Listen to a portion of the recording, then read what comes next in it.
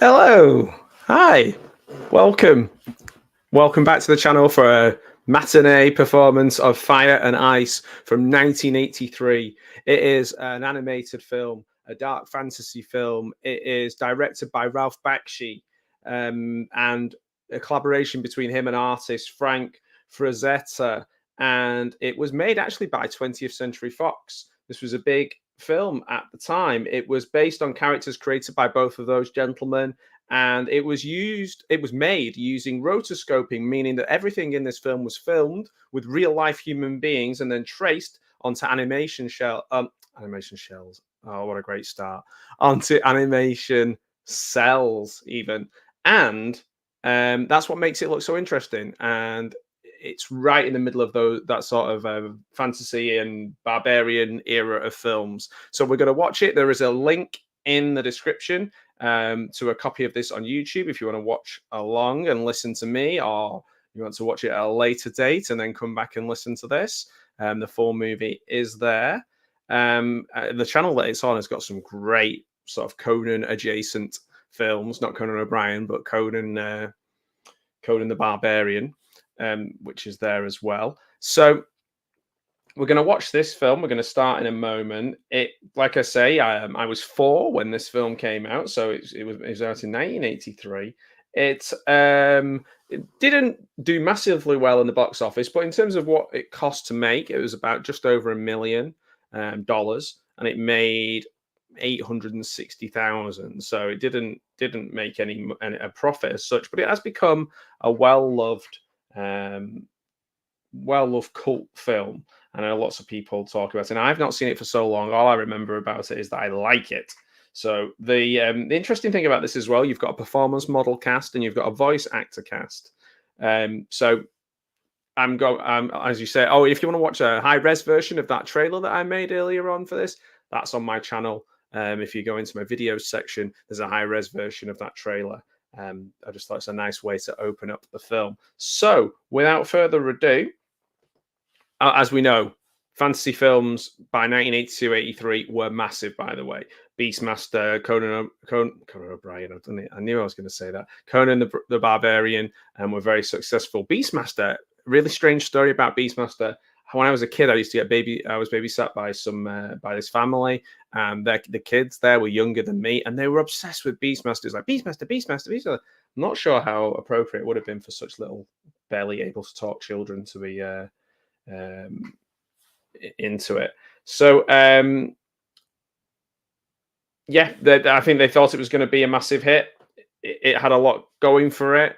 In a strange way, the rotoscoping kind of reminded me a little bit of some early Disney films, certainly like The Jungle Book and things like that, had that sort of feel to it.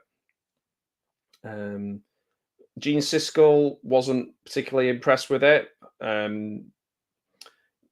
Said it was okay to look at, slow moving, etc. But a lot of people talk about the impressiveness of the visuals. A more graphic version of He-Man. Well, actually, that sounds amazing. What a great way of selling it. But that was said as a negative. So it's ranked, the Online Film Critics Society ranked it actually as 99th in the greatest animated film of all time. That was back in 2003. It is available on VHS. It was available on Laserdisc. You can find it on Blue Underground Entertainment DVD. It has been remastered into 1080p, which is the version that's on YouTube. That was released on Blu-ray in 2008. Apparently, Robert Rodriguez wanted to make a live-action remake of it. Ralph Bakshi didn't want anything to do with that, but he said he was going to do that. But Frazetta's passed away, so it kind of didn't happen. Sony own the rights to it at the moment, which means it probably will still get made anyway. There are tons of comics on this. I didn't ever follow the comics, but I might do now. Some of them look great. Prequels, and some of them have been very successful, actually, very successful. There's a crossover there with the people who worked on the Conan comic books as well. So anyway, without further ado, we're just about to start. So when you see on the screen the press play, well, you know what to do.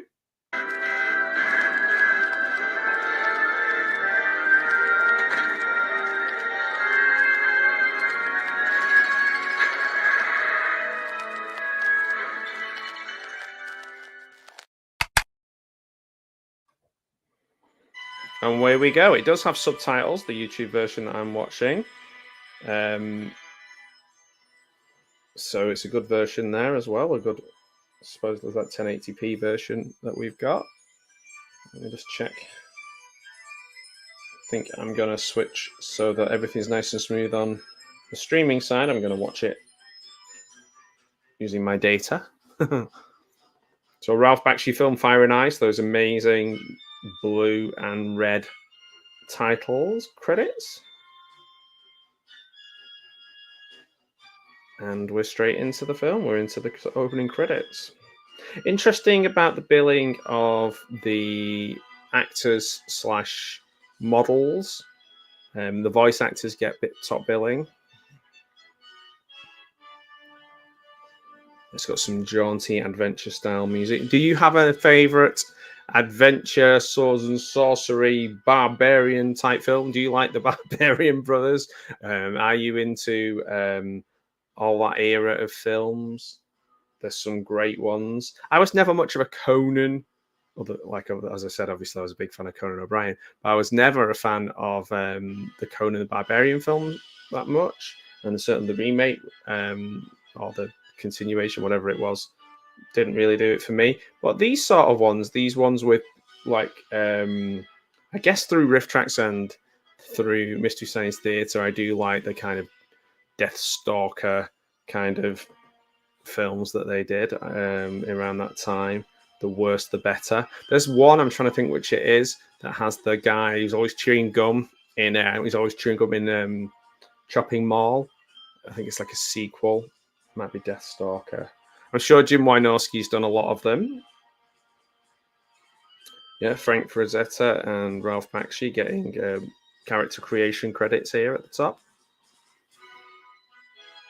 So I'm hoping it's not too loud that my the music gets me shut down. That did happen once, so I'm a bit nervy about that. But I have got subtitles on at the moment, and I am talking, so fingers crossed I'm not, going to get switched off. So long ago, at the end of the last great ice age, there arose in the north a powerful queen. Her name was Juliana, and her ambition was to extend her realm to all... Oh, and it's off. All regions of the known world. Thank you, subtitles. To this end, she gathered an army, and she bore a son and named him Necron, like you do. And she tutored in the black arts and in the powers of the mind. And when Necron came of age and attained mastery of those powers, together they seized control of the region of ice.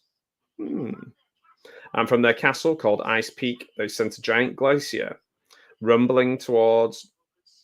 No village or people could stand against its relentless onslaught, and so the remnants of humanity fled south and huddled for warmth amongst the volcanoes, the fire of this fire and ice. A mountain region ruled by a generous king named Jarrell, and his fortress, which men called Fire Keep. And still Necron pushed the ice ever southward into the temperate zone towards Fire Keep. And no one dared guess at the outcome. A meeting on the field of battle. It feels like this is the immovable object meeting the irresistible force, if you ask me. And we're past the sort of scrolly entrance to the film, opening to the film, and now where the ice is moving, and we're straight into the rotoscoping animation now of the film. Necron's got the long hair, and he's very pale. Kind of looks like a Targaryen. He looks like a Targaryen. And at the moment he's building... I'm not going to describe the whole film to you, but he's building like a massive wall of ice. And these men in furry underpants are trying to hold him off.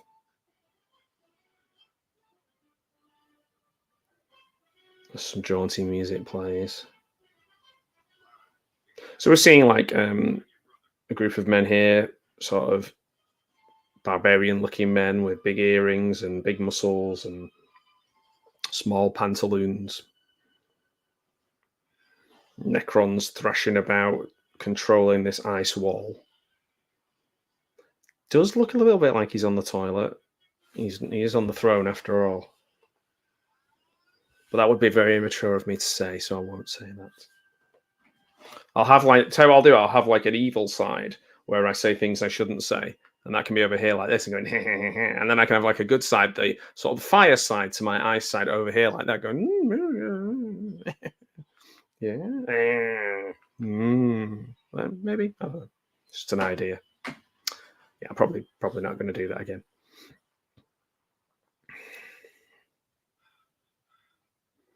He's absolutely spent now, old Necron. It's just action at the moment, or just like the wall of ice has just kind of stopped.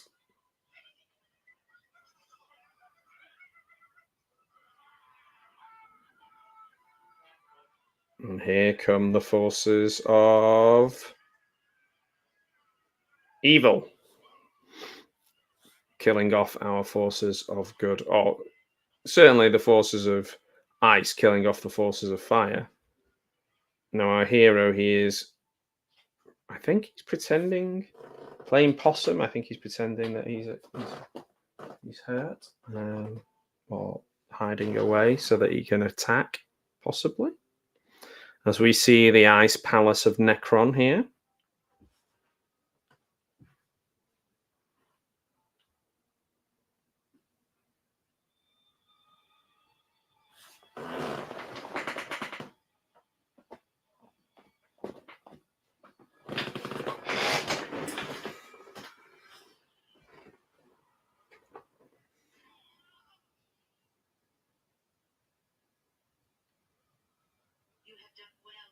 So, Mother of Necron here is telling him how well he's done, that he has taken the village. So there's only the Great Plain left, and then they're going to get to Fire Keep. She's got a kind of Morticia Adams thing going on here, the mother. Gerald, yeah, that's how they're saying it, Gerald. Couldn't remember. I was careful. No, I was thinking, am I saying Jorel? Sending a message to him to concede, basically, and give up. But you know he won't. He's the hero of the story. I really do appreciate you joining me in this early evening watch of Fire and Ice. Do you have any favorite Ralph Bakshi artwork or favorite Ralph Bakshi films? Do you go all the way back to things like Fritz the Cat? Oh, they're ripping out these big loopy earrings from the defeated army of Jor-El. Just trying not to run over my dog's tail here with my chair. So I creak around. It's a short film, actually, in the sense of, it's just over an hour and 20. Time code at the moment, we are 8 minutes 30, 31, 32, 33 into the film. I think Jor-El is going to pop up now, if that's who I think he is. And he's going to jump up and fight as his shield is being stolen from him. I think he was knocked out. I don't think he was playing possum, actually. I got that wrong. Because he's just kind of a little bit like, huh? This looks like it's been taken off television. Has anyone actually watched this? Has this ever been on? I don't remember this being on television in the UK. Reminds me a little bit of Dungeons and Dragons. Oh, he's got this big. What's that weapon called? That's like a stick with a bit of string on it, and then it has like a round ball with spiky bits on it. Oh my word, I can't remember the name of it. I actually saw somebody fighting with some of these old weapons. It's on my channel now, actually. I did a Hawk the Slayer influenced edit followed by two people at a medieval thing absolutely going at each other, and he ends up knocking out the other guy with a ballast. But yeah, you should definitely check that out on my channel. It's only a couple of minutes, but it's pretty mad to see this guy rattle this other fella for real on the field of battle. Bakshi! Same to you. Watching. We're watching Nosferatu, the vampire on Sunday with Al Card over on both of our channels. Be sure to join in. And here is Jorel. He's managed to get himself an axe and straight back. Interesting edits here. Now, whether this is a television edit, when he threw the axe and it sort of went towards the other guy, it was sort of cut so you didn't see it going into him. Now he's climbing a tree. It would be interesting to see the actual raw footage of this. He's got bats in the belfry, this guy. If he climbed up this tree as gracefully or whether it was edited together and then rotoscoped to look this good. Because it's pretty strong to climb up trees, especially if you're wearing a little loincloth like that. You gotta be careful. You don't want to snag anything. It's the last thing you need. There's a lot of Jorel buttock in this first buttocks in this first 12 minutes or so. Yeah, me too. Like to the point where I think I've forgotten everything about it. It's fascinating. I have seen a few clips showing it go from the person to the animation recently, and that's what kind of inspired me to have a look at this. I did put together a little trailer, and I was like, "Oh yeah, okay, I remember this," because as a young man, well, not even as a young man, there's a whole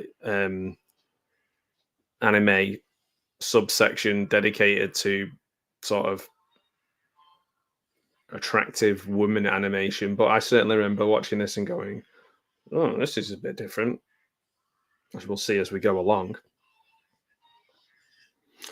Is it a bit harsh to say that it's an extended version of a He-Man episode? I feel there's a bit more to it than that already. As much as I love He-Man, he's got a long ponytail. Oh, and he's jumping off from the top of this tree as they're all climbing after him. He's sort of doing a Tom Cruise without the like a free dive, and then grabbing hold of some creepers to slow himself down. I don't think he's thought this through. So all the creepers are breaking, ripping. Oh, and he's landed right at the bottom. Yeah, not the cleverest thing to do if you didn't have a plan. Just kind of go and woke himself up. And then we have a wipe that goes like this as we go to the next scene. Similar to my transition when I moved from here to here. Hello? Yes? What do you want? Nothing. Okay, I'm going to stop doing that now. Just found a button on it. So now we are with a beautiful princess, and she's giving her father a kiss. The father looks a little bit like the wrestler Kevin Sullivan, or a kind of sort of older Batista with a grey beard.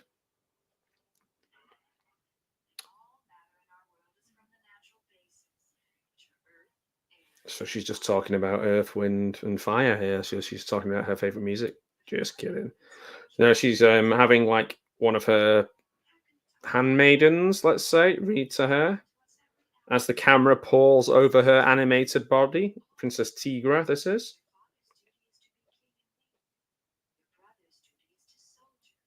Your duty is to learn. Oh, she's her teacher.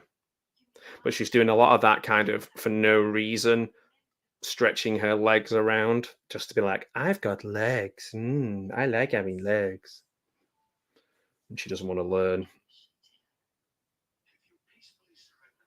So they've got the message. Her father has got the message saying that he needs to peacefully surrender for total and unconditional surrender. Otherwise, and an alliance, then it's, everything will be okay. If not, Lord Necron's going to squish you. Says we are the free men, not slaves. Oh, Jarl's the king. Sorry, I got it mixed up. And then his son, Taro. Not tarot card, but Taro. Who looks a bit like an animated Don the Dragon Wilson with long hair, like the long hair Don the Dragon Wilson. Ooh, could we do it? Well, Robert Rodriguez is doing it, isn't he? He's doing a live action one. Who's he going to cast? I'll have a think as I go along. My first thought is the kid from Cobra Kai could be this brother. Oh, Puma just got stabbed. It's her Puma, and she's very upset. She's crying. There's two men, two assailants jump in and look like they're going to take her against her will away. As her teacher comes to her aid, a teacher, this is all happening in slow motion, is getting sort of goozled, throttled, and then smashed across the face or slashed. I'm not sure which. So over the shoulder she goes, much like in my trailer that I showed earlier on. Bottom in the air, and evil-faced man carries her. He's like literally like, and all spit and stuff's coming out of his mouth. And he jumps out of the window and takes her away. It's very, very sort of Shakespearean, this. Oh, she's not been slashed, I don't think. I think she's been punched, the teacher. But it's all very slow motion and very like deliberate to show how important this moment is. The transition away is weird. It kind of wobbles as it goes away. It was all a ruse. It was all a ruse. They're going to take it by force. Oh, so what I was going to say is the son here, the prince, he could be like the kid. Is it Jolo? Forgotten his surname. The kid from Cobra Kai. He'd be good. The dad, I would like to see the king here. I'd like to see Batista as this king.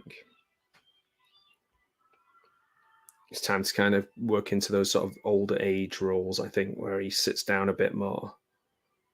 I could see that working. Still got, it's very clear he was or is a fighter.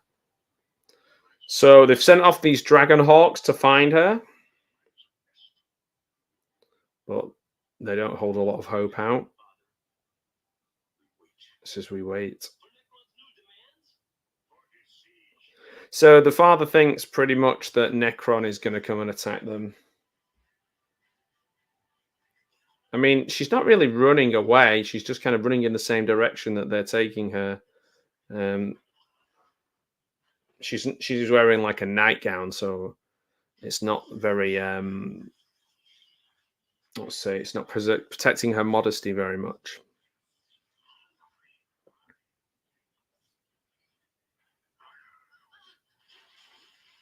And into the water she goes. They rip off part of her clothes, throw her into the water. I'm not sure what the aim of that is. No, she's in a kind of barely there bikini as they all laugh and do like orangutan noises. These are not nice guys if you want to kind of if you want my opinion. Oh, I know what she's doing. She's going to try and Medusa them. She's doing the whole like, oh, I'm so beautiful. And they're all like, oh, go, oh, oh.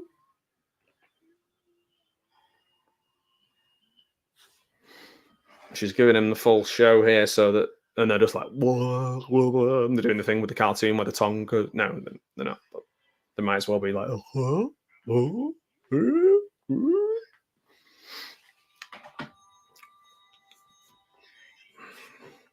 And as she's swimming away underwater, and I think that they're so enamored by her and enticed by her, they haven't realized that she's run away. And they're like, and need to run away. But she's doing that kind of, I mean, I guess most people will do this because it hurts your feet running on rocks and stuff when you're barefoot. But she's doing that kind of tippy toe running, and she's hiding in a hollowed out tree at the moment, hoping that they will run straight past, that she can outthink them. I'll be honest, they look like the kind of guys you can outrun. No, that's not true. They look like the kind of guys you can outthink, if you know what I mean. And they're just going, duh, duh, duh, duh, like that. Just like general henchman noises. Unless they can sniff her out, that's the problem. She's hiding in the hollowed out tree. You don't see a lot of hollowed out trees that just fall like this. You're doing cartoons. Some interesting looking toadstools and mushrooms there. I wouldn't recommend eating any of those blue and purple toadstools.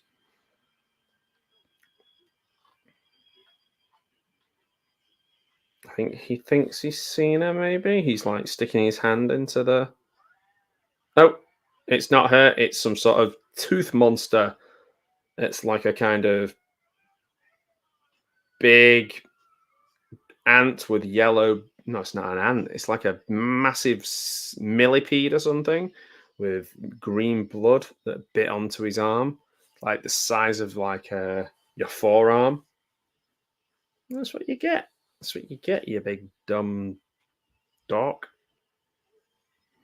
She's kind of backing her behind out of the tree. It's interesting to see such a male gazy cartoon. There's so much focus on animated bottoms. It doesn't really do it for me. I think it definitely takes away the titillation of it. It does for me. I don't know. I guess there's a whole millions of people who might disagree, and it makes it more like strange. I guess like a strange take. But it's very cool to look at. The back I know the backdrops were all drawn by lots of artists who went on to have great careers. Um, some backdrops are really beautiful. I like those kind of old, like painted backdrops. I know there's some painted backdrops in Star Wars as well, the first one. Oh, here we go. Our hero, whose name escapes me, with the blonde hair, is. I keep seeing his little loincloth climbing up. Excuse me. His little loincloth climbing up. Now he's just kind of wandering. Not sure where he's wandering to, but I have a feeling this guy is going to be our hero. Blonde hair, blue eyes, big muscles, loincloth. The only one of his group left. He's got hero written all over him in the 80s. He's got Prince Adam written all over him. Oh, she's tripped over.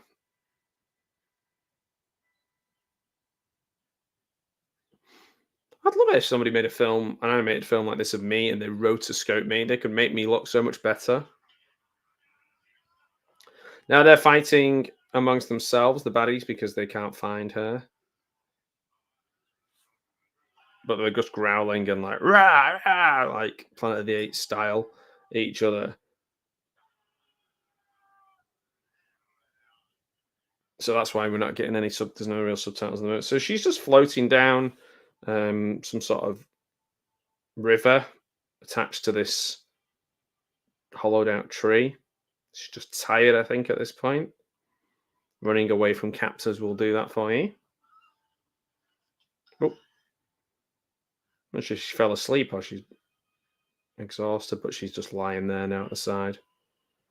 Obviously, our henchmen are still looking for her. But I have a feeling she's going to be okay.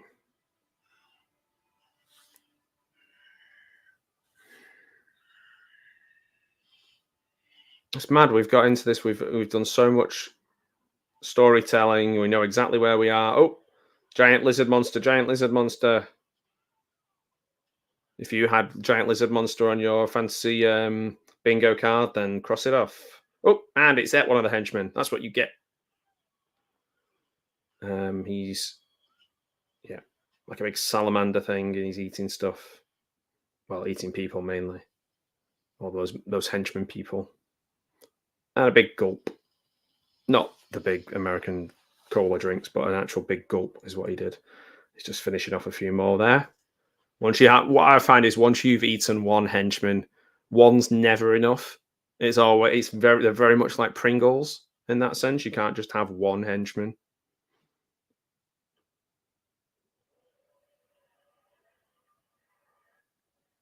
And here she is, our princess, crying at the side of. She's done well to get away from them, to be quite honest.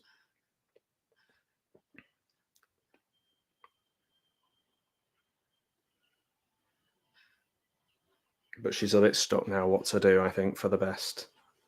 Oh, and one of the henchmen is paddling away. I think he's been attacked and he's struggling a bit. And she can see him coming towards her. He's still got like a little makeshift axe. And she's got like a really tiny little pointy branch. So it doesn't look good. She's going to kill him. Are we going to see the first? Well, obviously we've seen a few people die already, but we're going to see some up close violence that you wouldn't necessarily see in regular cartoons.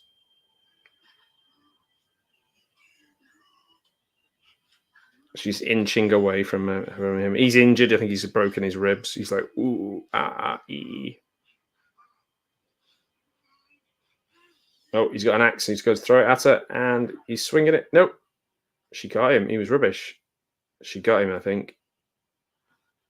Got him in the neck. And good for her, I say. So much has gone up. Water's gone under the bridge already. We're 25 minutes in of a 1 hour 20, 21, 30, 21, 1 hour 21 and 38 seconds film. So they are now, the henchmen are conjuring up and communicating that they have not found Tigra, Princess Tigra. He's lying though. Oh no, at first he was going to lie, then he's just like, she gone. He just said gone. She called him filth spawn scum. Okay, I wish I had £1 for every time someone called me that. I'd have £0.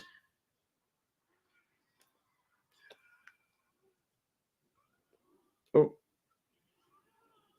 She's made like a big ice thing come out of nowhere and basically choke him for being useless at his job of being a henchman. So she goes, find him, find her, or otherwise all you henchmen will be suffering the same fate, essentially. And they're all like, oh.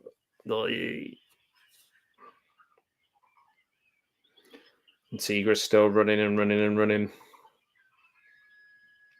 If this was live action, you'd be like, this is quite a lot of gratuitous underwear running. But because it's animation, it's art. This is art. Wow, those backgrounds are amazing. Where the sort of light sun meets the icy sky, the literal fire and ice. It's really nice, impressionistic painting. It looks lovely. That is art. You know? Watch the film for the bums, stay for the art. That's what I say.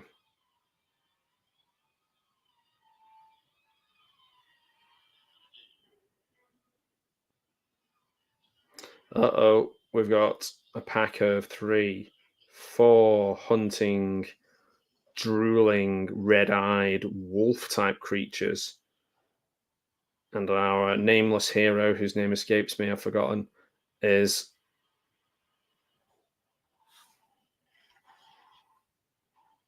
he's trying to protect himself. God bless him. Why not? Let me see if I can find what he's called. I'll probably get the wrong name and think of the brother. Oh, he's called Lan. Yeah, he's called Lan. Lan.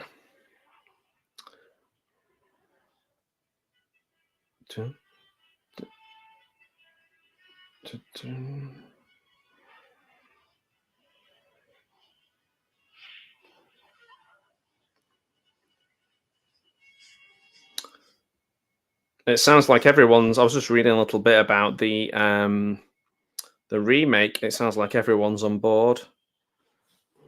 Granddaughters and sons and all kinds of people who involved in the originals are like, yep, we want this remade. Very proud of it. Wow, these wolf creatures look amazing.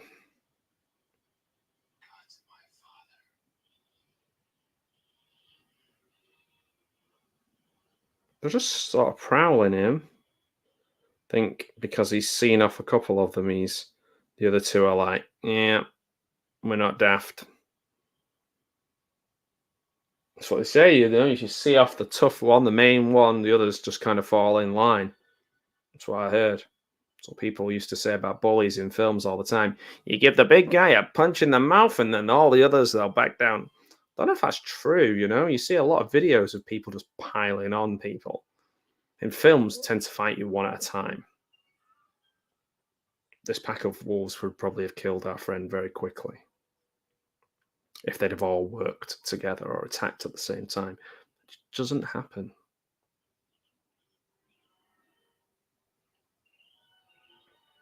So he's in some sort of like ancient city, ruined city, jungle based. The the place, the jungle, not the type of music. And he's eating a wolf. He's ripped its arm off, and he's having some wolfy goodness for his tea, crouched over. He must be a good warrior because most of the other warriors just have one big, like, canine tooth in the necklace. He has four. Just like stripes, if you're a soldier or something. He's having a little sleep now, and we're wondering who's watching him, who's looking at him. Someone's creeping up on him. We don't know who it is. Is it a shadow? It's a shadow of something. I think I know who it is. Can you guess who it is? It's... Oh, she's after some of the food. It's our princess, Tigra.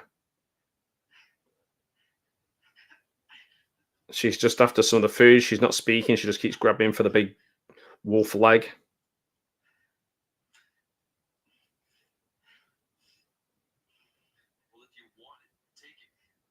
This is their meet cute over a wolf leg.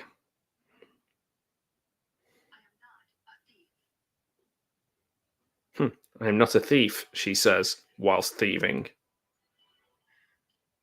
He's chasing after her now. She's got some really good tippy toe running, I must say.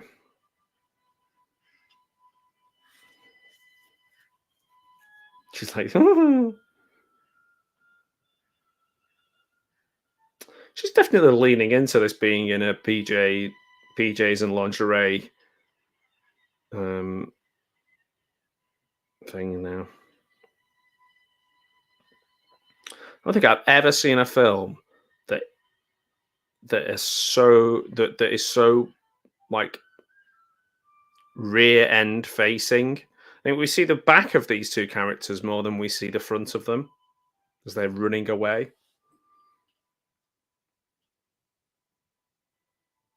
She's eating some berries that obviously she must know that they're not poisonous. She's just like, nom.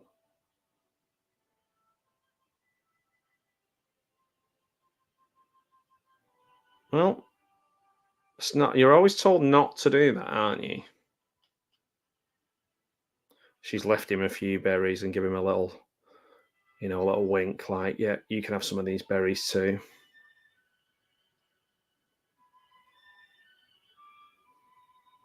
She stands with her hair blowing in the wind, and they're kind of hunting together now. It's a bit of a montage. Oh, they've hunted another animal there. He throws the stick, kills it. She returns and retrieves the stick. And now he's teaching her how to cook things on the fire. I'm sure before he was eating it raw, but anyway. He was like, it's raw! What is it? It's a wolf leg. It's disgusting!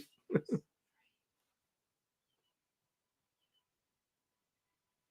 was my Gordon Ramsay impression.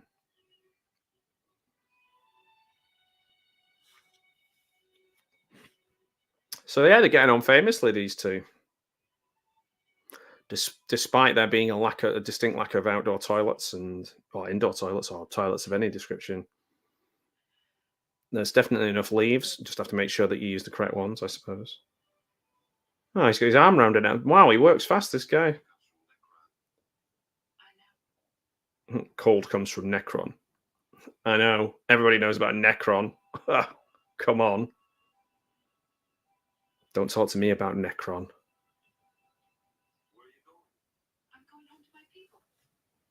Okay, bye.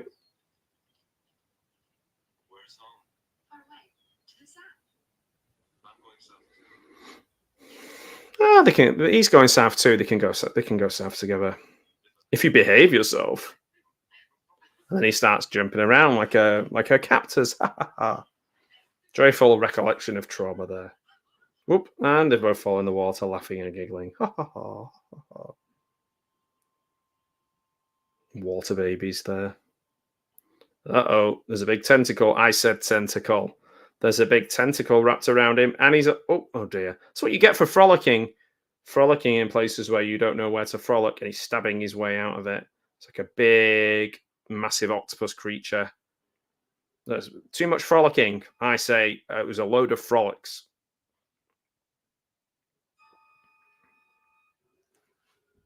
Other jokes are available. He's getting tired now, trying to chop off this tentacle. Lon, she says. It's not very helpful. When you're in trouble, someone just shouting your name very rarely helps. Hey, Mike, how you doing? Do you have a favourite sort of Conan adjacent film, like Fire and Ice or Beastmaster? Were you into those kind of things? When we're about the same age, aren't we? Probably maybe a bit younger than me. I'm not sure. Maybe a bit younger. Do you have any ones of those that you were really into when you were a kid?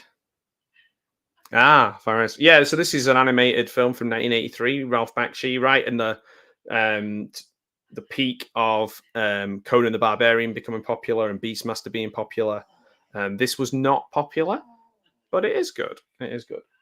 My dog is literally whinging her head off in the background. She's like, I didn't like Beastmaster. But I've seen Beastmaster so many times because this family that used to babysit me, their little kid who must have been about 5 or 6, was obsessed with it. And I thought, oh, okay. So there's, oh, well, you certainly you look younger than 48, I would say, Mike. And I'll be 45 at next birthday. So I guess it's if we were at school, it would really matter, wouldn't it? But in real life, it doesn't. I can't remember anything about Beastmaster other than I've seen it so many effing times. The kid would be like, Beastmaster, Beastmaster, Beastmaster. Oh, Tanya Roberts, was she in Charlie's Angels? I think she was. This is good. This is good. I like this approach to it. So this is all, like I said at the beginning, rotoscoped. So it has models pretty much playing every character and then voiceovers. However, on the credits, only the voiceover actors get the credits. The actors who actually were rotoscoped by Ralph Bakshi are not getting an upfront credit anyway, which is interesting. Adult animation is an interesting one, isn't it? Like, I'm not sure. I mean, I guess with Fritz the Cat, it was quite obvious what he was doing there. And people were like, oh, it's a bit transgressive. Something like South Park kind of caught the zeitgeist, commented on a lot of things that were happening at the time, and was just funny, like really funny. Whereas adult animation like this, I guess it's hard to find an audience, certainly at the cinema. So he's just met his new partner in crime, he looks pretty badass actually. He's got this kind of like panther style mask on. And the Necron while we were talking, Necron has stole Tigra, and she is now under the control of these henchmen. They've got like a metal chain around her. They're tying it around one of the waist of one of the henchmen so that she can't escape. And they're eating what looks like a kind of cabbage with. They're trying to feed it, but it's like a cabbage and it's got like maggots in it. Interesting. Oh yeah, yeah, that sounds good. What? Yeah, next Saturday. This Saturday coming or the Saturday after? Because this actually might not be available this Saturday, but the Saturday after. I think this Sunday I'm online, but I don't know, mate. Maybe I'd like definitely. That's right up my street. I'd love to do that with you, mate. Yeah, thanks for asking. Saturday after 10 p.m. Yeah. So what Saturday the? Let's see.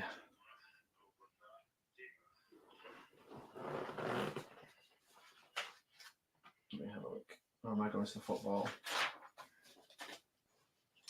I'm at football Saturday the 24th, but I might be back. We'll keep in touch on that one, and we'll see what we can do, because that sounds awesome.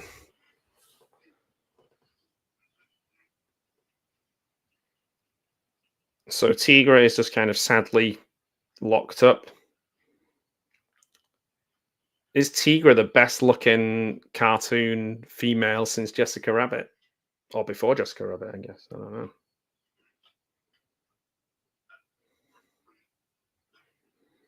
She's just kind of tied up to this guy. He's filled his belly and he's looking a bit docile now. And I think she's going to try and, cut through the metal, which is fine to do that. Other option would have been to use that knife to cut him in the neck. And then I guess she'd have to drag him around with her, which would be difficult. Oh, and she has stabbed him in the stomach anyway. Now she will have to still cut through the metal as fast as she can. I don't know. Maybe she could shimmy herself through that, because the metal looks. She could just sort of squeeze her bum through it, or maybe through the top. I don't know. It's hard to say which side of. She's very much what's the word? An hourglass figure. So I guess it would be just as difficult to take it off over her head as it would be to take the wood off. So she's just dragging him around now at the moment and using it. He's a bit of a dead weight. Mainly he's a dead weight because he's dead. Oh, thanks, man.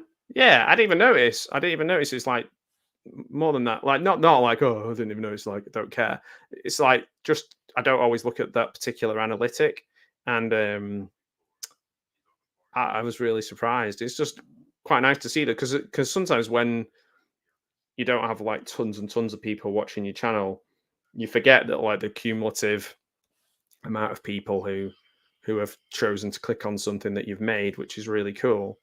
I'm really happy with the people who get involved and chat, and the good friends that I've made and the things we talk about. But it was nice to see that. Yeah, so thanks, Mike. Appreciate that. Yeah, Fire and Ice, Ralph Bakshi film. If you like Beastmaster and Conan and all that kind of stuff, and to be honest, it's a bit naughty as well, Gareth. It's a bit cheeky. Very cheeky.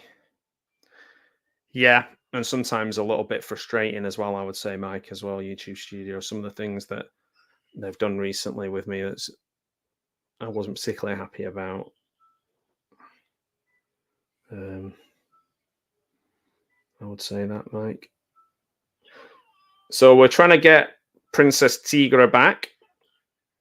And we've now got two heroes. We've got the sort of Puma guy whose name escapes me. We've got our hero with the blonde hair, sort of Prince Adam-like.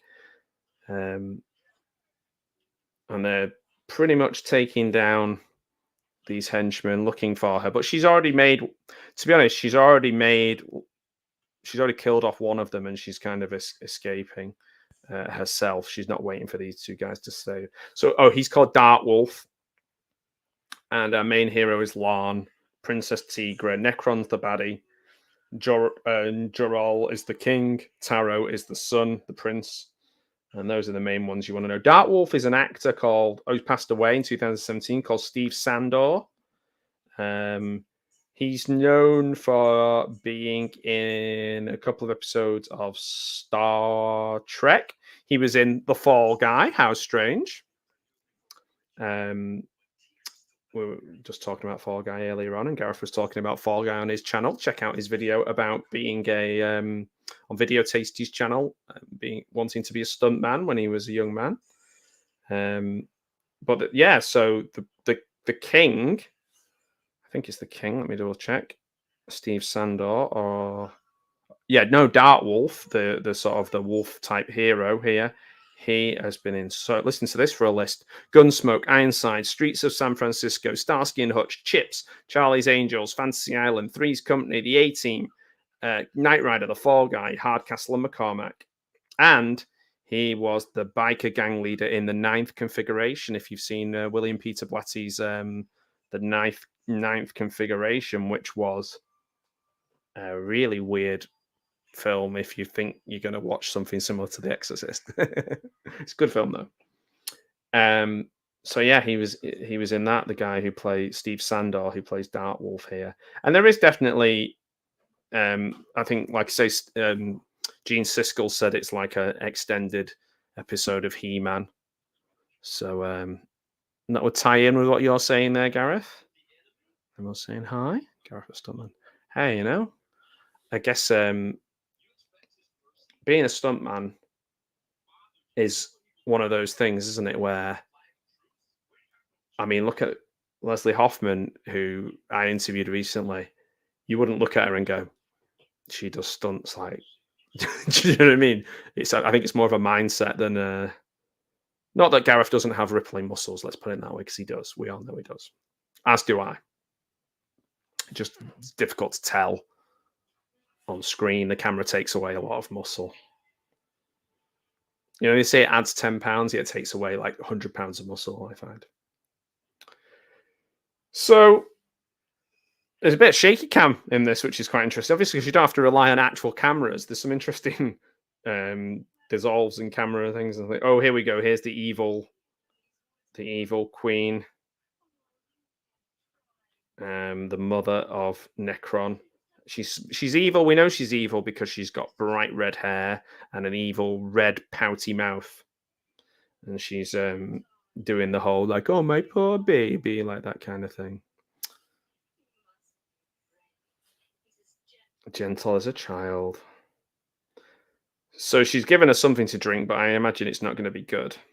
This is reminds me very much of like the Disney around the time of like Cinderella and Snow White's evil stepmother kind of look. So she doesn't know what to do now. Oh, she's now doped up and going to sleep, I think. And they're going to use her as a bargaining chip with Jor-El so that the ice side can beat the fire side, essentially, to make it very simplistic. I hope people are watching along with this, because it is a feast for the eyes. It's really interesting to watch. I'm not just saying that because of the scene that's on at the moment. Lots of flouncing around in negligees, but like all the creatures and everything look really cool. It feels like a kind of darker Disney. Interesting. Like, obviously it cost 2 million. I'm not sure. Was 2 million a lot in 1983 for making a movie comparatively, like an animation movie? Like, oh, okay. So this isn't Necron's mother. This is like some sort of witch, and she's angry now that Necron's going to be after her, and she's going to try and use her as a bargaining chip. I made a mistake there. I thought it was she was with Necron, but she isn't. So she's going to try and bargain with Necron and her henchmen. I did think they looked a bit different to the other henchmen. These are kind of more zombies with really long hair, like hippie long hair, like Sonny and Cher style hair, but their faces look kind of like zombies. Whereas the other guys are more monkey-like. Necron's guys are monkeys, more Planet of the Apes. Oh, and here we go. Our two heroes are just throwing big rocks on them. Nice. Good aim. They're kind of letting him do it, letting him squish them. And just go, kill. Kill. Get out of here. Oh. Threw him down the side of the mountain and told him to go and find the girl. And he's going to take on... these monsters himself. Dark Wolf. Dark Wolf's... He's a bit of a... what's the word? Dark horse, really, because he's decided he's going to take on these baddies all on his own. While sending our hero to go and find Tigra. I think there was a car called a Tigra when I was a kid. Was it a Vauxhall Tigra?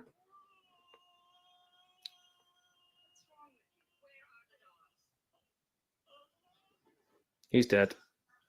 Oh, here comes Necron's men's to take men's is Necron's Mandim ready to take him take her back. Oh, and she's dead. The witch woman's been stabbed, and Tigra is now back in the hands of Necron's men.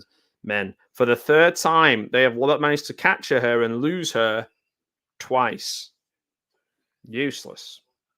And you even get to see the sort of the buttocks of these henchmen as well.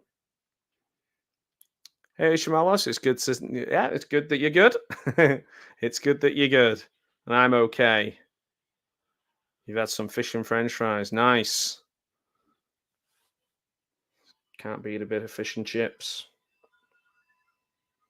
So the place has been burned to the ground now of this kind of witch character, and I'm afraid we are too late to find Tigra. She is gone. Oh, her corpse has just reanimated. She's like a skeleton with hair now. She's looking for Tigra. She was right when she said she'll bring danger to her door. She literally burnt the whole place down, and yeah, got her killed. She's with Necron.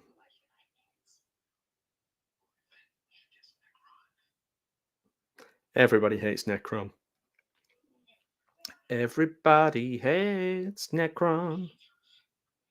They're taking her to a place called Akatar. And they're going, avenge me, she says. We've barely just met. I'm not avenging you. And she's dead. Again.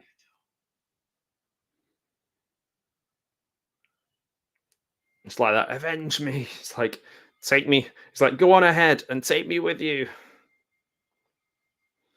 Oh, here she is. There. How did I even like mix them up, the red-haired lady? So Necron's mom is like pretty much the same color scheme as Morticia Adams. These backdrops are amazing where the fire meets the ice. They look amazing. She is desperately trying to he is desperately trying to find Necron.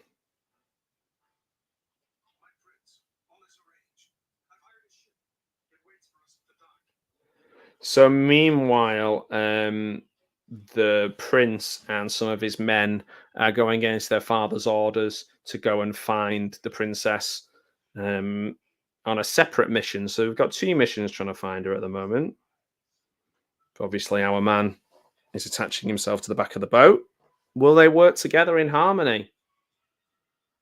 So, timestamp if you are watching Fire and Ice with my good self, it is 53 minutes and 12 seconds, 13 seconds. We are getting towards the final third of the film, and she is being presented to Necron as his bride, the mother of his children, she's going to be. And he says, I need no brides, I need no sons. I need nothing, he says. Oh, Necron, come on now. I brought you this lovely woman. Ungrateful. She's trying to do a bit of schmoozing and persuading here, Tigra.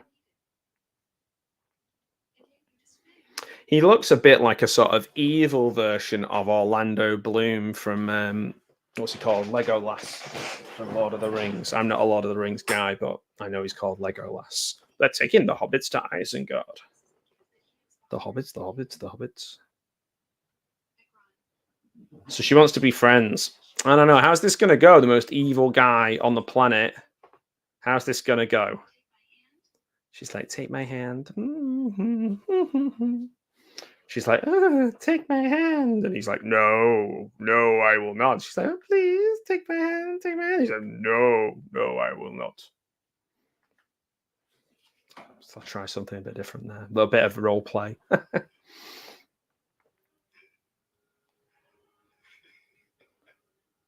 He's laughing at her. While he's laughing at her, I'm just going to play you the little teaser clip just so you can decide if you want to watch along. So I'll come back. I'll leave the film playing. 54 minutes, 57, 58, 54. We're just on to 55 minutes. So I'm going to play this for you for one moment.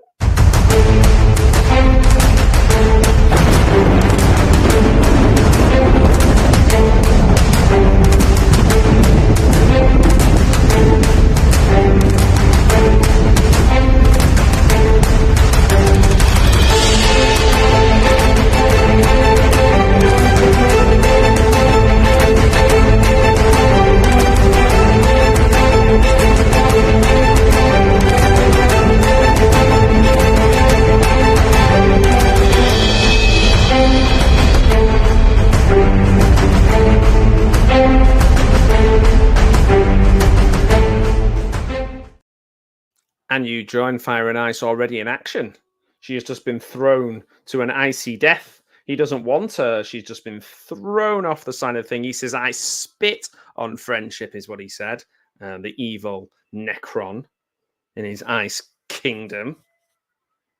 Everyone's hooting and hollering. All his henchmen are hooting and hollering. I'll be honest, objectively not good looking guys. Well, you know, that's okay.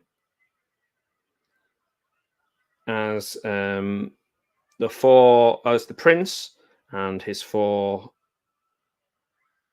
soldier friends are on their way to find Tigra. She's already been thrown to her doom. I don't think she's dead. We are the riders of Fire Keep. He's doing well here, our hero, running up the ice without slipping back down. It looks the background looks a little bit like a kind of Christmas-themed garden centre.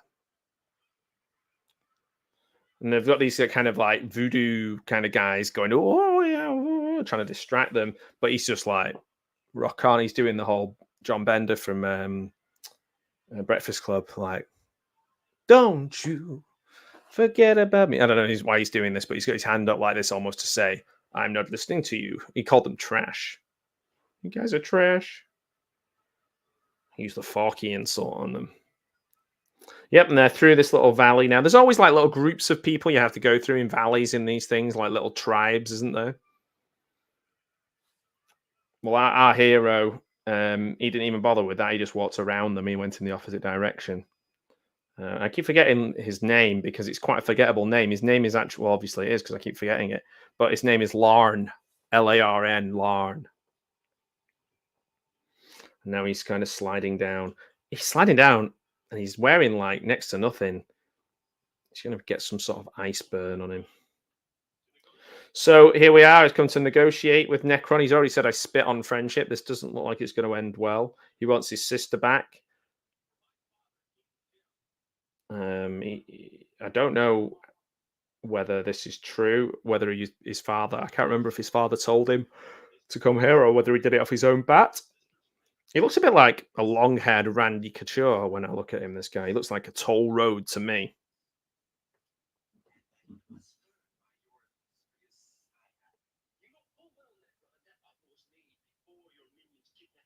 He said, minions captured your sister. I didn't know the minions were involved in this film. Oh, weird. They get everywhere. First, they stole the Raving Rabbit stick, and now they're in this film. Banana and all that. It's shocking. It's funny, isn't it? Whenever you hear the word minions, now you think of a brand of yellow people with big goggles on. You don't think of like when we used to use like you and your minions in these kind of films. He just called them lesser beasts, and he's going to fight. They're going to fight, but Necron's doing the Charles Xavier on him. He's frozen everyone, and they're all like shaking like this. He's freezing them from the inside. He said, "Pig, you are, not you are a pig. Pig, you are." He's just about to kill them all. Oh, he's going to make them kill themselves. Oh, it is very X-Men-y. Now they've all stabbed themselves. Oh, he's losing his energy, is he? They're trying to fight their willpower. They're trying to fight him back and prove that he couldn't kill himself. Wizards and Lord of the Rings. Oh, of course, yeah, yeah. These are. It's good to see you, Tony. It's. I mean, it's an interesting. I'm not a massive Lord of the Rings in any form fan, if I'm honest. If I'm completely honest, I do like Bakshi films. Um, he's quite transgressive and interesting. I like this rotoscoping style as well that's been used here. There's not a lot of like feature adult animations that aren't just like, "Ooh, we're being naughty and cheeky." Like it's actually like a proper film, like a proper fantasy film. I need to rewatch Beastmaster and maybe some of the Death Stalker and um, all those kind of films. I might do a few. I might do like a whole month of those kind of films. So if anyone wants to join me watching them, there's quite a few that I've saved into a little playlist. Oh, oh, what's he called? Narn, Karn, Larn, Larn. I always forget his name. Is it Larn? Yeah, Larn. I knew it was an Arn sound. It's not Arn Anderson. Um, yeah, Larn just tried to fire an arrow at Necron, but missed. It's like, guards, bring him to me. That kind of thing. So yeah, on my playlist at the moment, let me just share that with you. I have to go off the film for a moment, but I am willing to do that. I've got ones that I might watch soon if anyone's interested. I might watch the Beastmaster 2, Deathstalker 2. Of course, I'm not going to watch the first ones. Lords of Magic, Conan the Barbarian Swordsman, the martial arts one. Yor, the Hunter from the Future sequel. Sorceress, not the Saucy Linda Blair ones, but the other one. Conquest. Yeah, those are all ones at the moment I'm thinking of watching.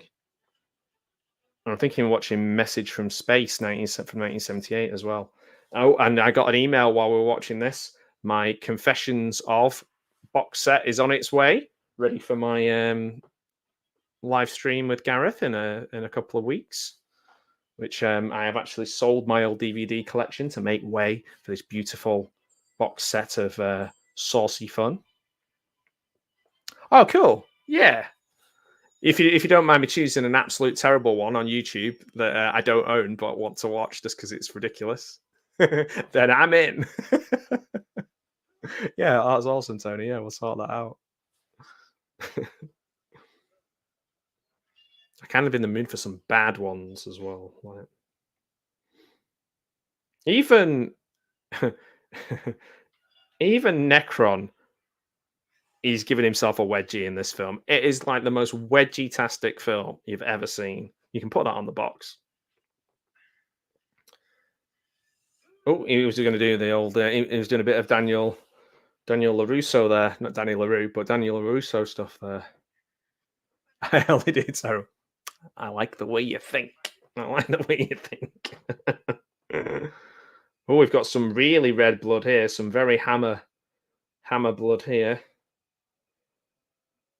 Tigra, she's easy on the eye for a cartoon.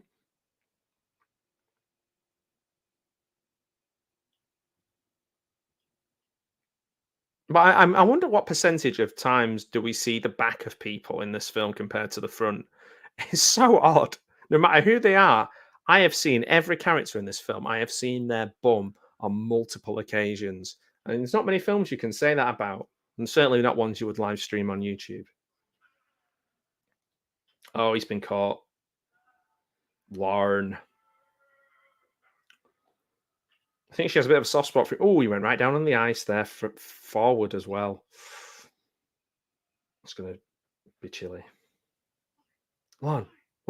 Now she's got to help him. She's got to save him.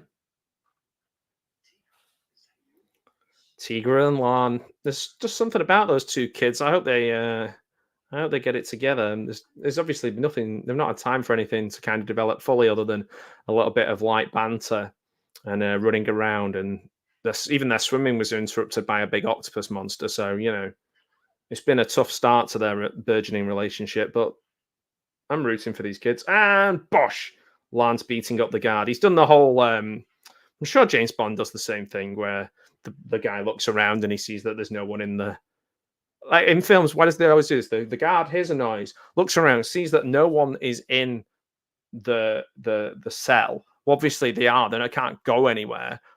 They walk in and then get blindsided, bop on the head. It's ridiculous. Just stay outside. Just trust in the fact that they're not getting out of that cell. Leave it an hour. Well, the guy stood there like, I'm gonna hit him when he comes in. Just go away. You might get bored. I love these backdrops. Like I said before, the ice ones are great. The fire ones are really good too, but the kind of impressionistic white clouds look really cool. Lorne's puffing and panting here as he's running away. It would irritate me if I was Lorne running and I had this big necklace with a big wooden bit in the middle and loads of just be like banging against you as you run. I'd just be like, oh God, get it off. It'd irritate me. His tribe have the hoop earrings. They have the Pat Butcher, part of the Pat Butcher tribe. Oh, it's snowing now. He's running through the snow. He's got the cardio. He's got the cardio. I've got to give it up to him. I ran down my street the other day.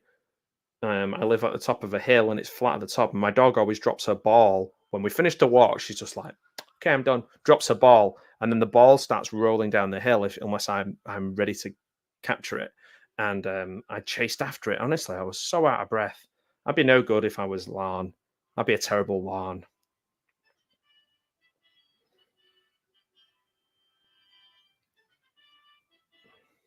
Vote in the chat if you think I'd be a good Larn. I'm joking. Don't do that. And there we are. Larn again. Face down, bottom up. Like 90% of this film. Oh, his captures are coming after him. Now, they've got big spears, but instead of throwing them at him, they kind of hover over him. And then here he is, hero of the day. B-A double crooked letter, Darkwolf. I think Darkwolf is the coolest character in this film. He looks amazing. If you Google Darkwolf from Fire and Ice, he looks awesome. He looks like the most badass of He-Man's friends. And here is King again. He does look like the Taskmaster, the recently passed away Kevin Sullivan from wrestling fame. Or he looks a bit like superstar Billy Graham, the wrestler. The glacier is moving ever closer, but they still haven't found Tigra. This is the problem.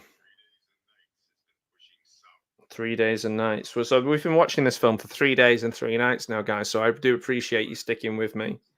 Firekeep is next. We are on 1 hour, 7 minutes and 54 seconds of this film. It only goes 1 hour 21. So these guys had better hurry up and kick Necron's butt. Once the glacier gets to the river, that's it. We're done. We're done so.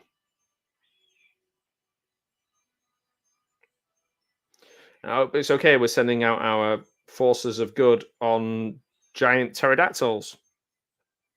Of course. Again, if this is on your bingo card that they were going to be on flying pterodactyls, tick that one off. Oh, Necron, you're going to get your butt kicked. He's trying to run and tell Necron, there's some giant pterodactyls, there's some men in the back of them, they're coming in. It's too late. By the time he's explained it all, they're already in. And in they come. I'm going to take you down. Flying squad. Biggity bang.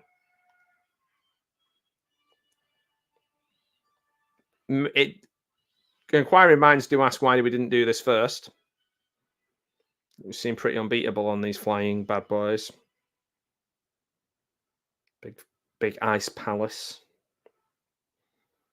I've got a real craving now for like some Calippo shots. But I bet they don't even make them anymore. Whenever it's hot weather, people always go, oh, do you remember Calippo shots? I wonder why they don't make them anymore. 5p ice pops were good when you were a kid, but once you got the juice out of them, it's just a big bit of ice, and you'd always cut your side of your mouth on the plastic. What's your favourite thing to cool yourself down on a hot day? Me, I would just go and visit Necron and he'd sort me out in his ice palace. Well, that sounds a bit strange.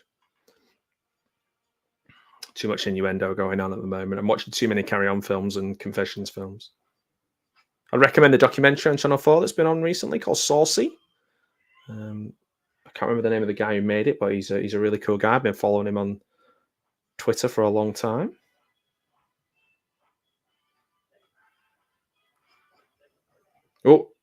Oh no, the arrows are taking down all our pterodactyls. However, they seem to focus all their arrows on one, and all the others carried on flying. It's a mistake on the part of the bad guys there. Don't just take down the first of your enemy with all of your weapons and then have none left. Necron's going, I sense something strange going on. I sense a disturbance in the force. Let's go. Come on, Lan. Oh, Lan's losing control. And he thinks he likes it. He's got a cracking ponytail.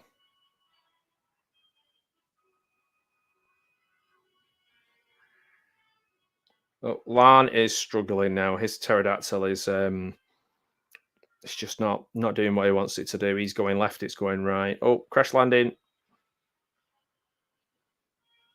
I still think Lan's going to be... my money's on Lan to save the day here. And Bish.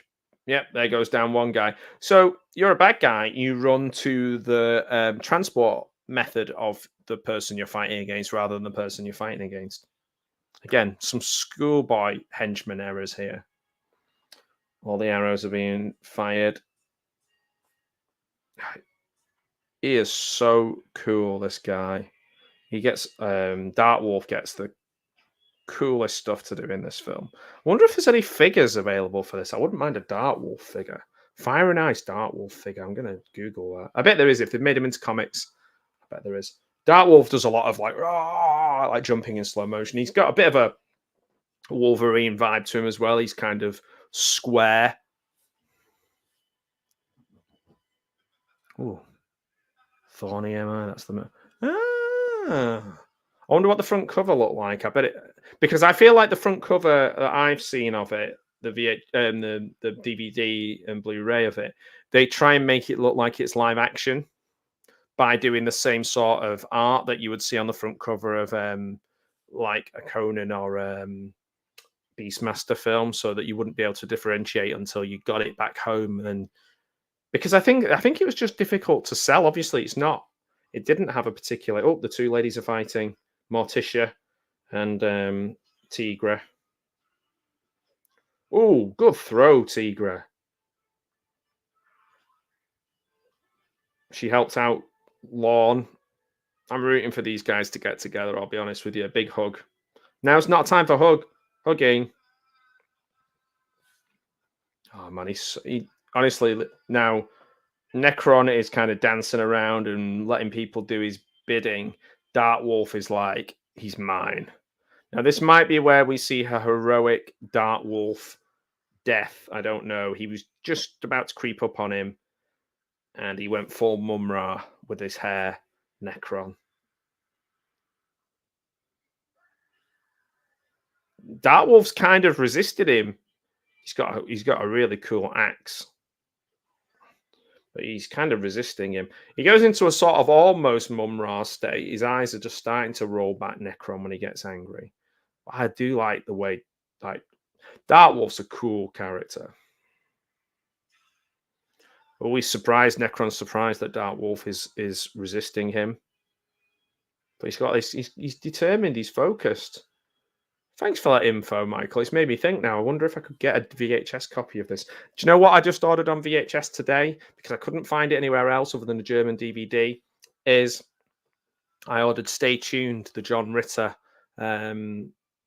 really dark kids cable TV spoof thing that I saw at the cinema as a kid and absolutely loved. I was a bit scared by it, but I absolutely loved it. I've not seen it since then. And I ordered it today, so I'm going to do a watch party and watch that at some point. Set up my VHS. Oh, Dark Wolf's got his axe, and he's going to try and chop off the head of someone. Now, is it going to be evil Necron's mother or Necron. Necron's going, nah, nah, don't do it. He's doing his full on like Loki being pathetic kind of thing. Oh, has he got him? He's axed him. He's axed him a question. He's axed him in the heart. Oh, and now the fire and the ice are kind of all smashing into each other. This is cool. Looks like it's going to be good news, I think. Yeah, they did. I think that's what they were trying to make, maybe make their money back in the home rental or home purchase market, because like I say, it cost 2 million to make and they barely made 1 million back in theaters. It's a shame. I've seen so much worse at the cinemas than this. I mean, it's hard, like, not a lot of animated films would do particularly well at the cinema, would they, if they weren't Disney? Like things like, was it All Dogs Go to Heaven? I couldn't watch that because the idea of it being like dogs dying, I didn't want to watch that. But like, I can't think of many, like Fievel and things like that. American Tail did quite well. Fern Gully and things like that. But this is just, it falls between two stools, really.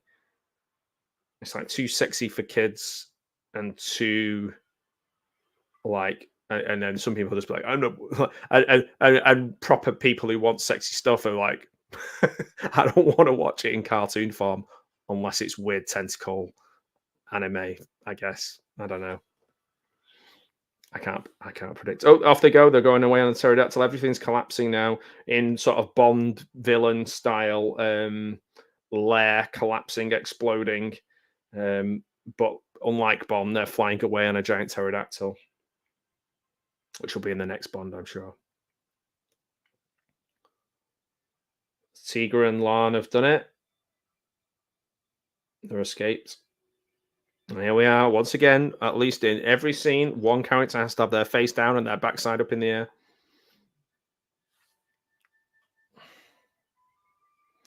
That's a good call on combination. In terms of combination, there's a bit of that, and it also reminds me a little bit of those kind of ones that, like Space Ghost, like like the original Space Ghost cartoons and things like that. No, that she wants him to spare. She wants Lan to spare the what do we call them? Henchmen.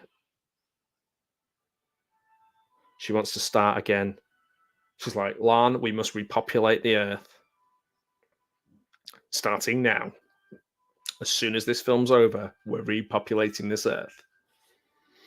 Oh, bless them. I was rooting for those two crazy kids to get together. And we are on 1 hour, 17 minutes, and 48 seconds, and we're panning out. The film is over. I'm surprised Necron died like a lot easier than I anticipated.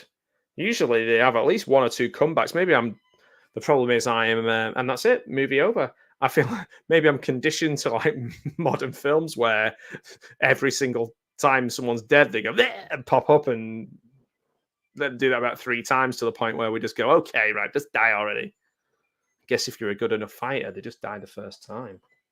And that's why Dark Wolf was badass. Wolf Pack. Let's go.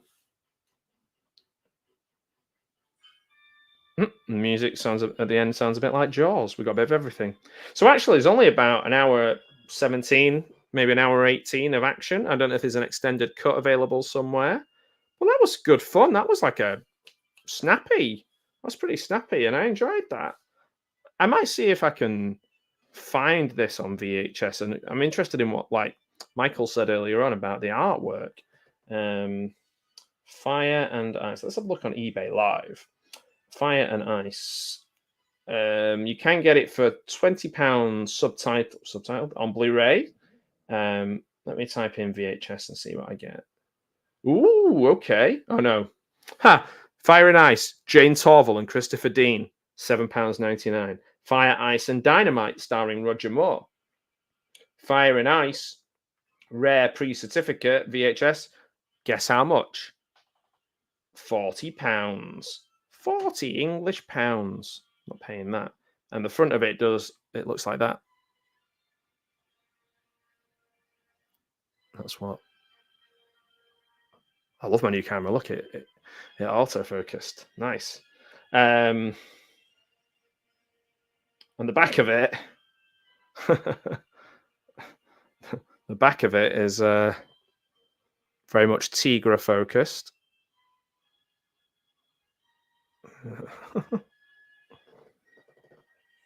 Literally got Lan's backside on the back picture. £30 VHS from the USA in like those little cardboard sleeves, and that does look good because it has been drawn like that. That's the one I remember. That's the one I remember. And that is actually very similar to what the comic book looks like from my memories as well. Ooh, it's quite expensive, this. Unless you, yeah, unless you live in America, in which case you can get it without the extra postage and packaging. Batman Fire and Ice, the DC Comics cartoon, is a bit cheaper. Oh, there we go. Oh no, it's just the sleeve. So you could buy the sleeve for this. Thorn EMI. You're right. Thorn EMI. £20 for just the sleeve. Wow. Quite expensive, isn't it? Cheapest I see on eBay at the moment is £14 with £15 postage from the US.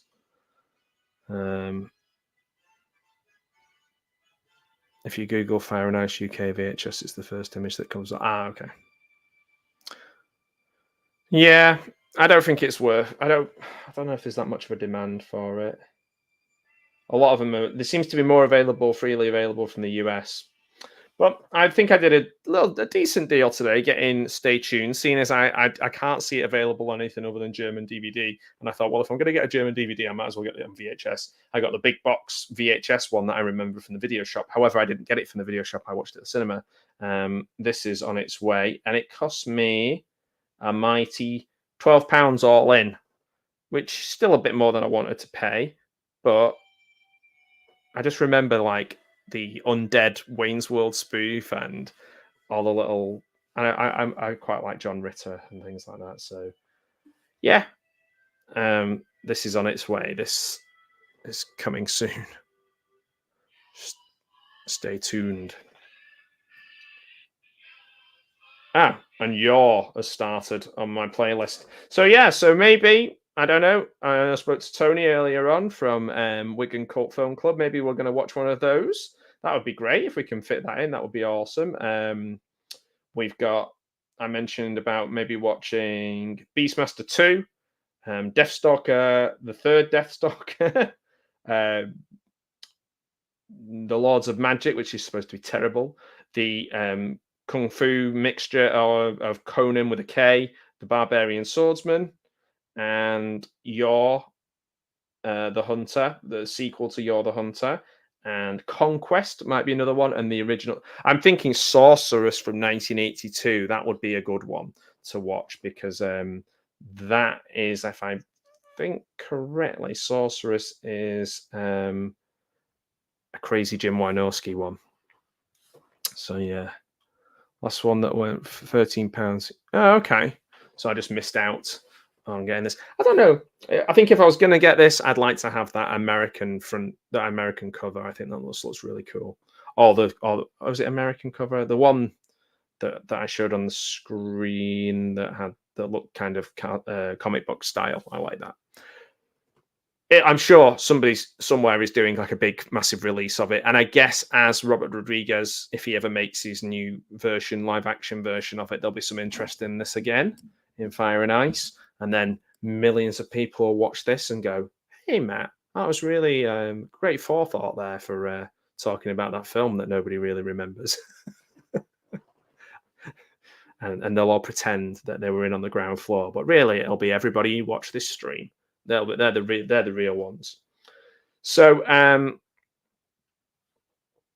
yeah, Conquest. I watch Conquest. I feel like I'm in a sort of barbarian mood. That might change, but yeah, that was really good. As I was looking through these films recently, I think the last couple of days, he only does a few videos on the Bad Movie Bible channel. He did I started watching it, and some of the ones that I've just mentioned were actually mentioned in his video. It's weird sometimes how that ties in.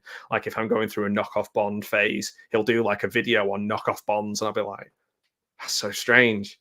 But he does such exhaustive research, and his editing and his scripting and the way he puts it all together is just so good. But strangely enough, before I even knew about his channel, I bought the Bad Movie Bible book.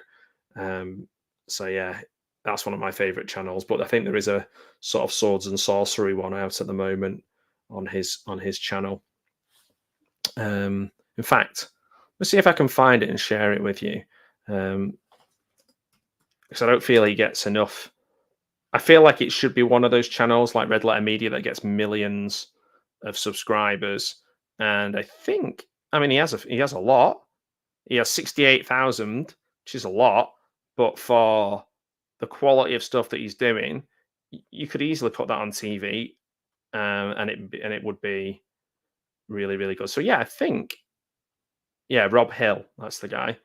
That's the book that I bought originally, and then I only found out the last couple of years that he does YouTube as well. Yeah, look, there we go. Best and worst barbarian, borrowing blockbusters, barbarian movies, and Conan exploitation. He did Indiana Jones one, the story behind Samurai Code. This is right in my wheelhouse even, if I could speak. Alien knockoffs, love them. Star Wars knockoffs, yeah. I mean, check out Rob's channel. The guy should easily have 500,000 subscribers. The guy is awesome, so good. Maybe I'll do that. Maybe I'll do a stream where I just kind of highlight really great channels that I like. I'll tell you, here's another really good channel that I just can't believe, and his editing is so good. Sean on YouTube. He oh, what's that film called? The one with Steve Zahn and Paul Walker, where they're brothers. I'm trying to think what he's called. I always spell his surname wrong, like Sean Muscardi or with a film where the main character is called Rusty Nail. Joyride, that's it. No, he's done a really good retrospective on that recently. Sean Muscardi, that's it, Muscardi. I'm probably butchering his name, but I'll see if I can find his retrospective.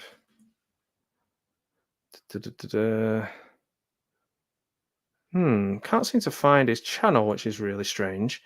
But he's done some really good. I think he did the Wrong Turn series as well. But he does them so well, and the editing is so good. But he's in my community channel anyway, in my community page relatively recently.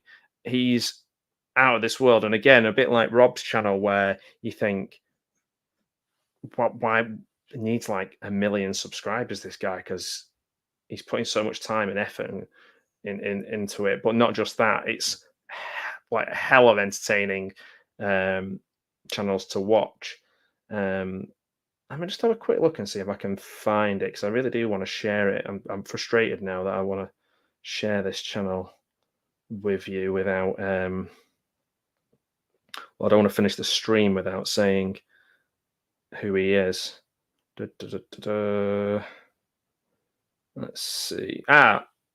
Muscardini. Sean Muscardini, that's it. Muscardini.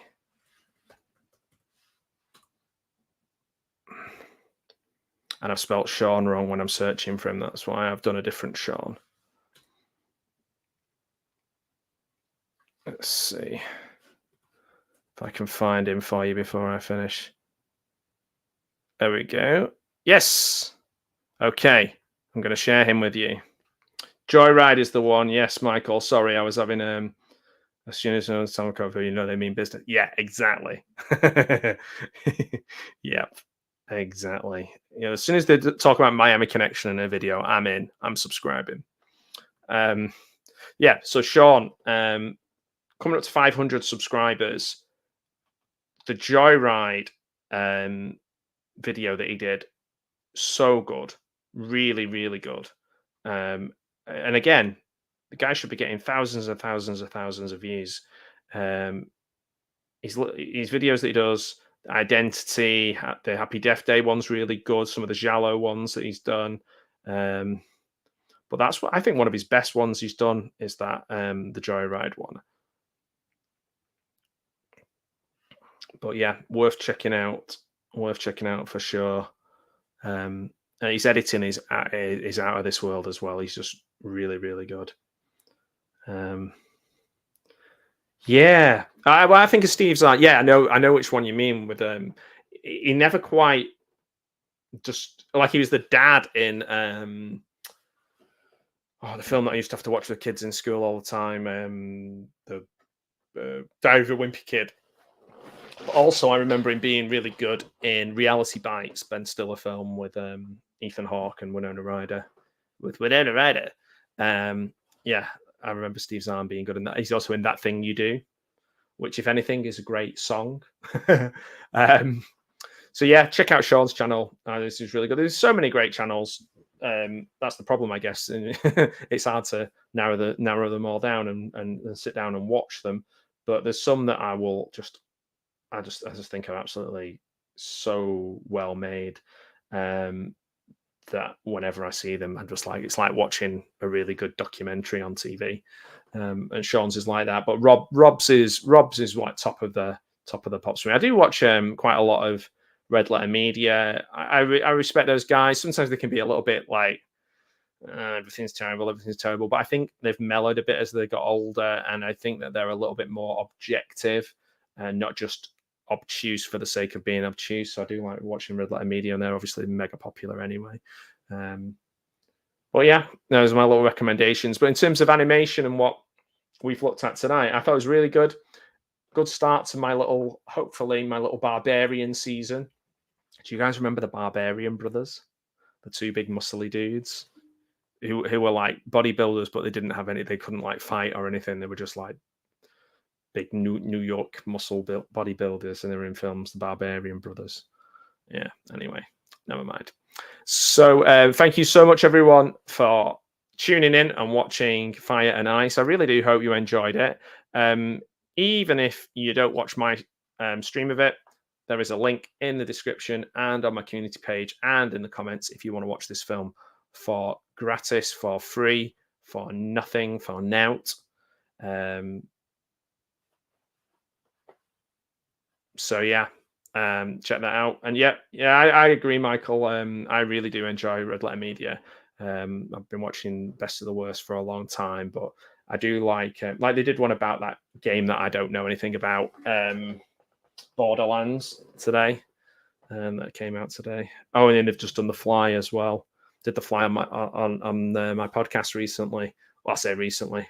I have done The Fly on the podcast, and we did The Fly 2 as well. But yeah, I think I prefer the first one. The second one's great. I think we've talked about this before on the channel, but like the effects in 2 are great because it's an effects guy basically at the helm. But big squishy dog makes me sad. Essentially, that's my reasoned, intelligent critique of that film. So anyway, thank you so much, everyone, for watching me. If there's other people streaming tonight, check them out. There are people who are in the chat. People maybe I share out in my community. So many great channels that interact with this channel and beyond. I'll do my best to share out as many of them as I can because there's just so much great stuff on YouTube. I find myself almost exclusively watching YouTube now other than movies. And to be honest, sometimes I can find those movies on YouTube too as well, but you didn't hear that from me. So as you know, there is only one way to end a Pug World 316 video, with one of the greatest film endings of all time. So good night, everybody.